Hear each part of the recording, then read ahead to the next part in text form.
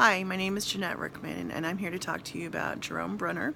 He was a cognitive and cultural psychologist, and of course an educational thinker, which is why we're talking about him. And he's actually one of my favorites, just because I see the influences that he has in education right now.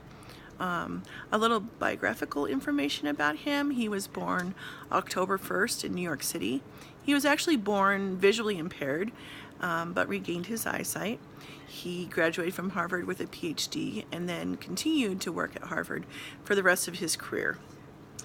I'm going to talk to you today about two ideas he had regarding education, and also, three ideas that he had regarding education, and three influences that he had on education. And then we'll discuss some people who had critiques about his theories and methods, and then I'll introduce my own thoughts, and we'll be done. Anyway, let's start with his ideas. The first idea he had about education was that he believed the goal of education was the intellectual development of an individual within their culture, and it's obvious why that's important to him, because he was a cultural psychologist. He also believed that culture played a large role in how the child viewed themselves, others, and the world. His second idea was that he believed that knowledge was obtained through discovery learning, concrete representations of knowledge, and cultural connections. There's that cultural part again. And group or shared activities, and we'll talk about that in a little bit in his influences.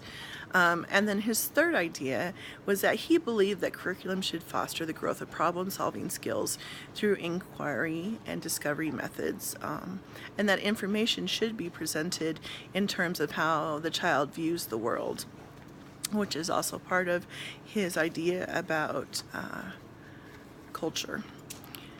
Anyway, his three influences that he had on education: he actually developed a social studies curriculum using what he developed as the spiral curriculum. And I'm just going to read a quote that someone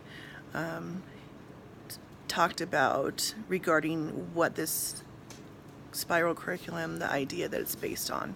So Ding, 2004, said any subject can be taught effectively in some intellectually honest form to any child at any stage of development. And so that's really what Bruner's spiral curriculum, the idea that it was based on. And really it's just about presenting topics to children and then presenting them again at a later time at a deeper level.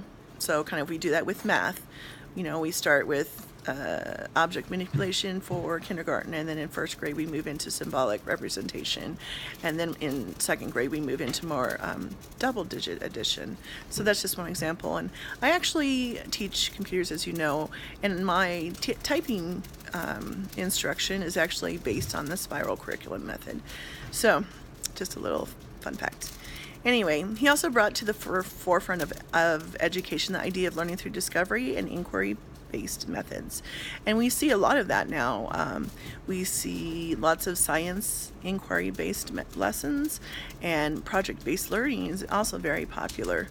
And he also had the idea we talked about earlier about group and shared activities, and that's really seen as collaborative learning. This leads to the idea that students construct their own knowledge for themselves, and that's really like the constructivist theories.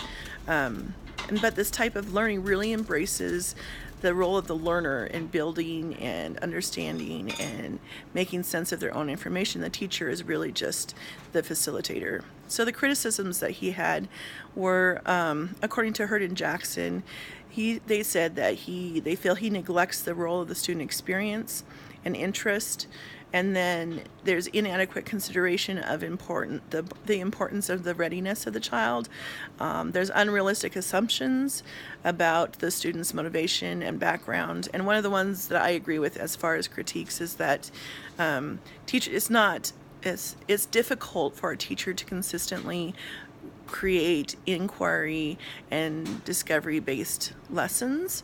But the idea is a good idea. But I'm just going to end with this. I'm a little over my time, but I just wanted to say in the Bible, it's in King James Version, in Proverbs 22:6, it says, train up a child in the way he should go, and when he is old, he will not depart from it. So I think that although Jerome Bruner has a lot of exciting ideas, there's some things that we have to teach to children that are kind of set in stone, like the values and morals and truths that need to be taught to children. And so that is my presentation of Jerome Bruner and my critique and my conclusion.